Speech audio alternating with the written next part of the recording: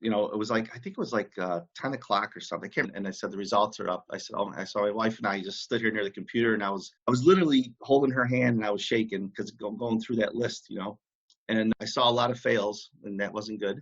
Literally the first 40 people were fails in a row. I counted them, I think. So then I kept going down. Then I saw pass, fail, pass.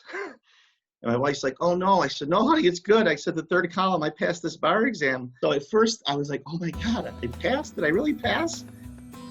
And then I'm like, everybody, welcome back to Hanging Out with Successful Bar Exam Takers. We have just gotten Florida results out, and I am very excited to be sitting with Frank Madia today.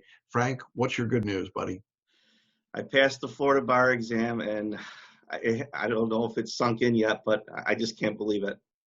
So you had kind of an interesting approach into the exam. You took just the multi-state by itself first time, and then you came to us, and then you took the whole bar, and first time taking the whole bar, and you passed. Is that correct? Yes. Last April when I first contacted you, and I was studying for the multi-state, my wife said, why don't you just go down to Florida, take the multi-state, because Courtney was graduating from high school, and give it a shot. So I said, well, let me call the bar examiner to see if I can do this. I found out that I could. So I went in there, I took the exam, I studied, took another online course just for the MBE only. And I ended up with a 133. And I think you had told me when I called you after that I was a couple questions short of passing the MBE. And then you said, you ready to roll? And I said, yeah, I'm ready to roll. I said, I need to take this exam in its entirety. So scheduled to take it with you. And I got enrolled, I think, in the summer, maybe August, September. And the rest is history. Yeah. And you're a practicing attorney up in the Northeast, correct? Yes. I've been practicing up in central New York for about 20 years. I took the New York bar 1998, I think it was. So I've been practicing for about 22 years. I was in the military. I was a judge advocate for 30 years, retired Air Force, National Guard. And I'm also serving right now as a town judge for almost 20 years in my town, part-time judge. So I got a lot of hats I wear. Yeah. And so studying for the bar exam as a parent, as a husband, as a judge, as a member of the bar, that's not an easy task, is it? No, it's not. And you really need a full, a cooperative effort from everyone. My wife and my daughter and my son, Michael, everyone's been great.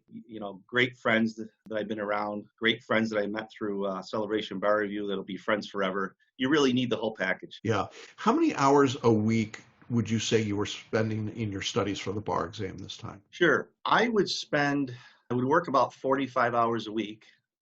Approximately 45 to 50 hours a week practicing law. I had my judge position on Tuesdays for a few hours. And then I studied for, I would say at least, things really heated up. I really got in at least 4 hours in the evening every night.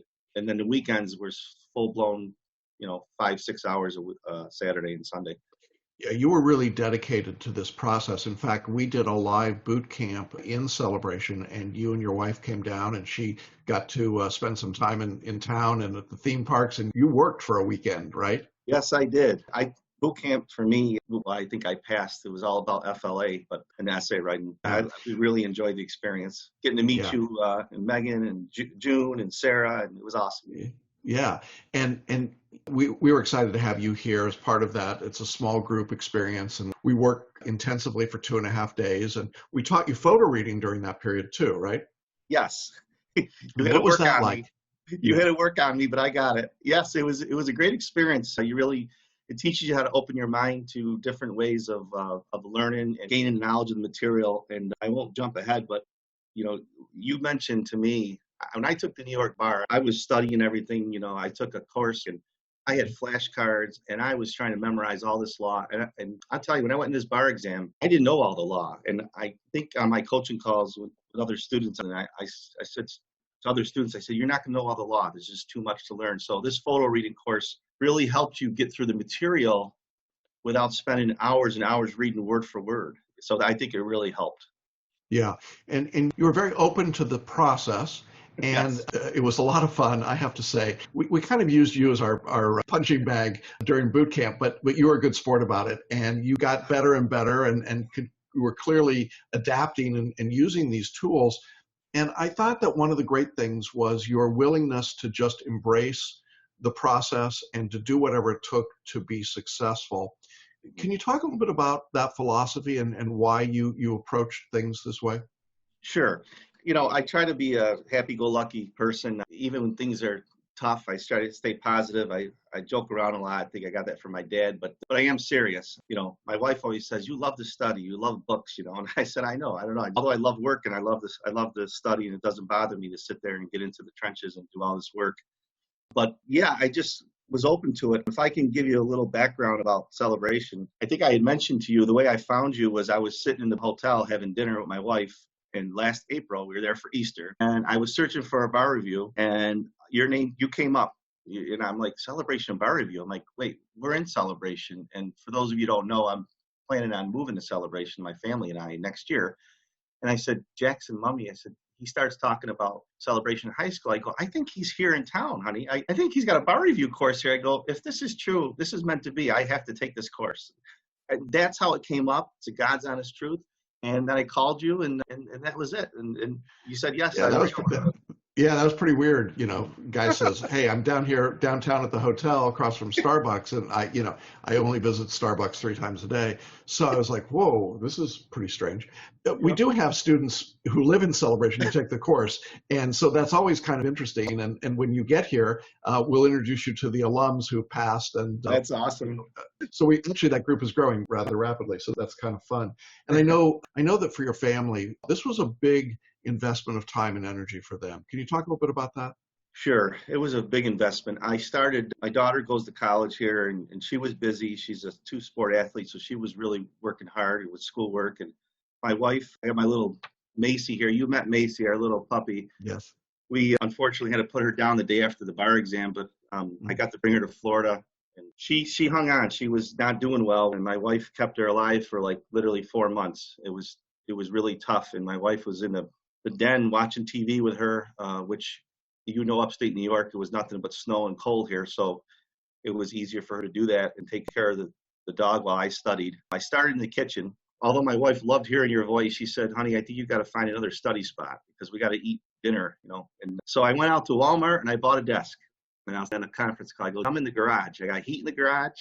I'm all set up. That's where all my books went. I got all set up, and I studied every night in that garage. And every time I went out there, Jackson, we had snow and ice getting to the garage. And I'll never forget this. I said, I have to pass this bar exam. I need to get out of the Northeast. That's the truth. So you got sent to the doghouse. Yeah. Okay. So you had taken the Multistate the first time, come close, but not quite made it. Yeah. Did that give you any concern going back in and taking the full exam? No, because in hindsight, if I had talked to you first, I would have taken your course and taken both parts, because I took a gamble with taking one part because, as you know, the overall method, which got me through this exam, we'll get to, but you can't average it. If you don't get that 136, you don't pass if you Right. take it separately. But I knew I studied and I worked on the questions, but I wasn't really ready for it. It was busy time for us with graduation and everything.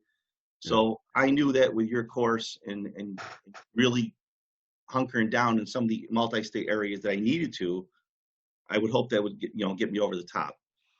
Yeah, I think the bar exam, particularly in Florida, is a pretty humbling experience for a practicing attorney, because you've been in practice, you've been successful, 30 years in the JAG Corps, 20 years private practice, and you look around and say, well, I should know how to do this, and yet the bar exam is different, right? You're right, and it really was. It's tough. You just don't know how you did when you come out of there. Which I kept worrying about the Florida multiple choice. You said they were hard. I believed you they were hard. I worked hard on those Florida multiple choice, and I passed. I think the essay writing did it for me, FLA. I have no doubt in my mind. Yeah, you got a good score in the Florida portion of the exam. The writing style was not issue spotting. Absolutely not. And as a practicing attorney and as a judge, you don't issue spot, do you? Nope. Just solve problems. You just make solve legal arguments. Right. So did you find this style of writing more consistent with what you were doing in practice? Yes, I absolutely did. And I think that's what helped me. I told myself I'm going to follow FLA. And when I was in there typing, I said, Jackson, I hope you're right. I said, I'm literally following it to the T. And it really calmed me down. We had some professional responsibility issues, and I would start with that first, especially on the third essay, which was a really tough con law essay. And I started with the ethics portion on ex parte communications. I made my headings, like you said. And I just started typing. I made the arguments back and forth, stuck to the 3 paragraphs, justified print, everything, made my headlines or headings based on the calls of the question, started typing. And in boot camp, we had a writing workshop. Megan led that. Was that great. helpful for you in getting ready? Yes, that was excellent. It's so great. We only had like 20 or 22 students. And I mean, within 2 days, we all bonded so closely together. And I enjoyed being the funny guy there for the weekend. And we all had a great time. Megan was excellent. She would literally walk by and check our writing, make sure we were sticking to that FLA method. And that really is what got me started. And then I did several essays in practice and throughout the course. I probably did over 15 essays. Yeah, you were pretty dedicated. You did an incredible amount of work and got in there.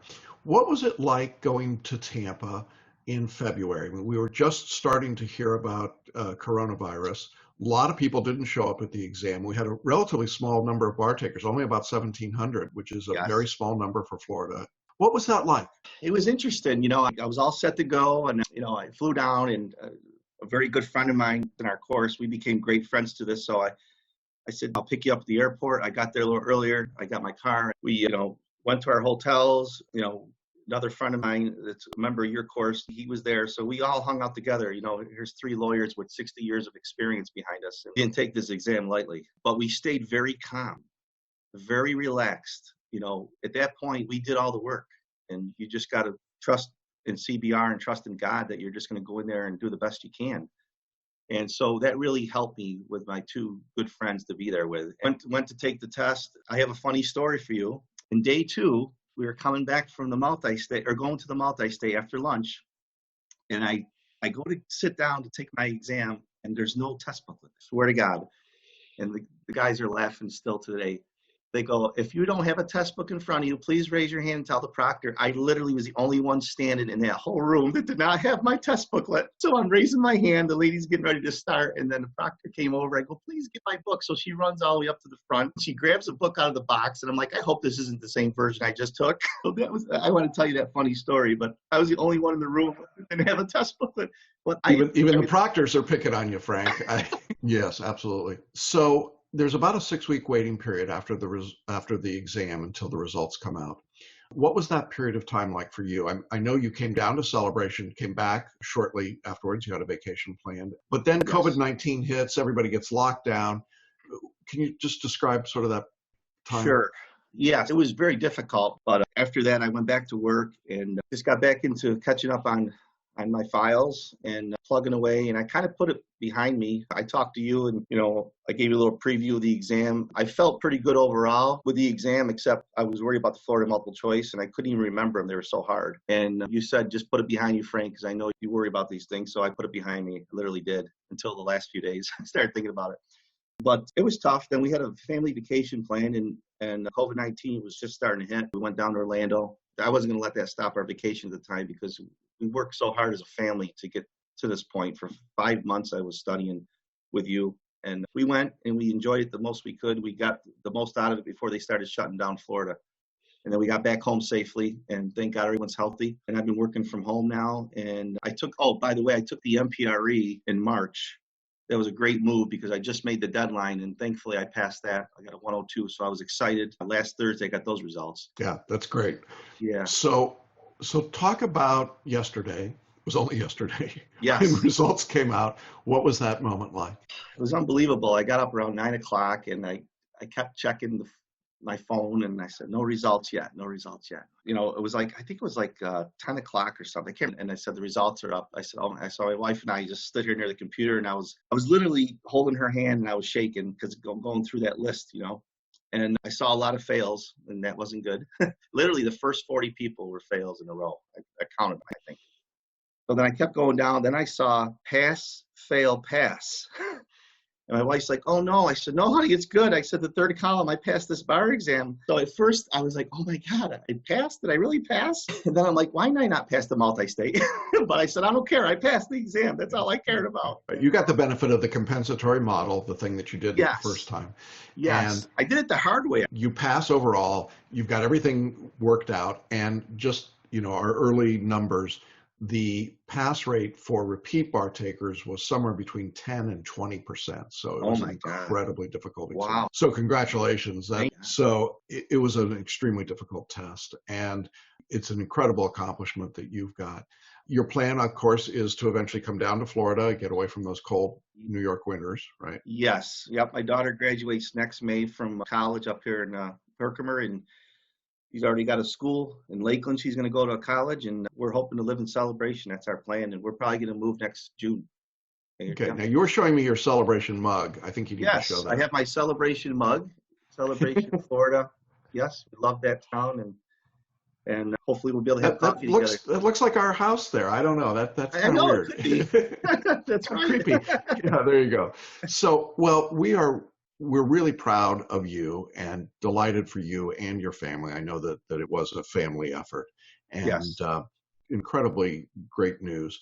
What would you share with other people about this process? The advice I would give them is to, you have a study guide, and you just need to trust your 30 years of experience with a bar exam. And if you sign up for the course and, you get committed to it, you just got to trust the process.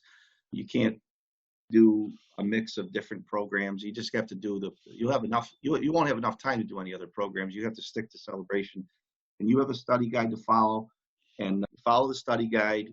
It'll come. And my best advice to people is there's two things. The FLA method, you have to follow and trust it.